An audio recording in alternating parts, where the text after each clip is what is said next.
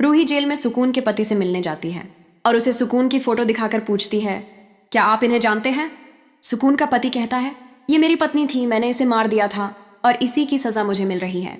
ये सुनकर रूही बहुत चौंक जाती है, लेकिन उसे यकीन नहीं होता। वो कहती है, आपको कोई गलतफहमी हुई होगी, ये तो जिंदा है। सुकून का पति कहता है, नहीं, मैंने खुद इसे मारा था। हमारे बीच झगड़ा हुआ था। सुकून ने मुझ पर हमला किया और मुझे मारने की कोशिश की, लेकिन गलती से मेरे हाथ से उसके सिर पर चोट लग गई और वो मर गई।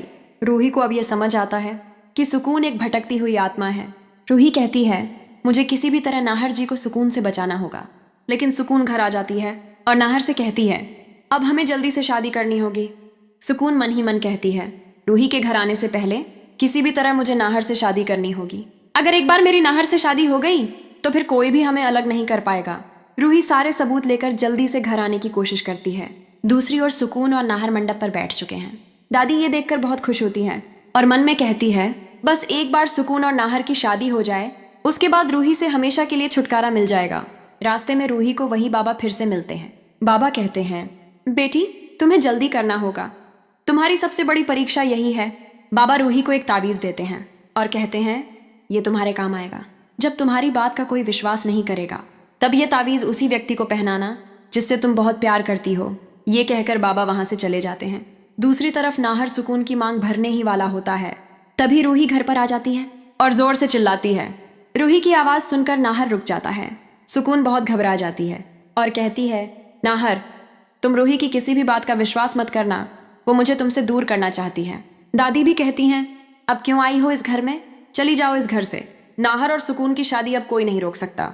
लेकिन रूही किसी की नहीं सुनती और कहती है, सुकून एक आत्मा है, सुकून कब की मर चुकी है। ये देखिए, ये हैं उसके सबूत।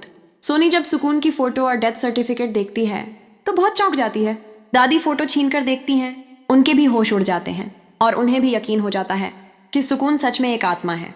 रूही नाहर के पास जाती है, लेकिन नाहर रूही को खुद से दूर कर देता है और कहता है, मुझे तुम्हारी किसी बात पर विश्वास नहीं, मैं सुकून से शादी करूंगा, चाहे कुछ भी हो जाए। घर वाले नाहर को समझाने की कोशिश करते हैं, लेकिन नाहर गुस्से में कहता है, अगर मेरे बीच कोई आया तो अच्छा नहीं होगा। ये सुनकर सब बहुत डर जाते हैं। सोनी रूही से कहती है, अब तुम ही कुछ करो।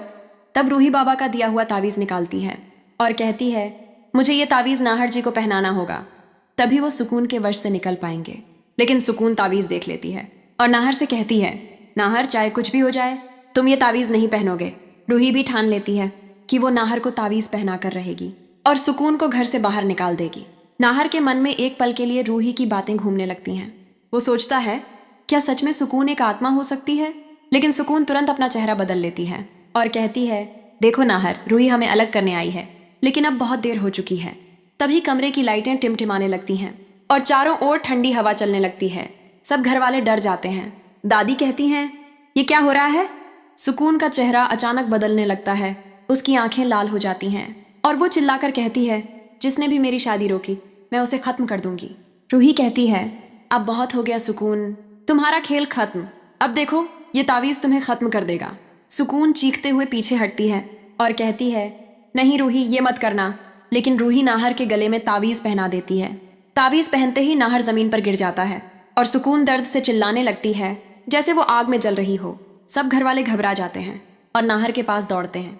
तावीज़ चमकने लगता है और सुकून की आत्मा धीरे धीरे धुएं की तरह गायब होने लगती है।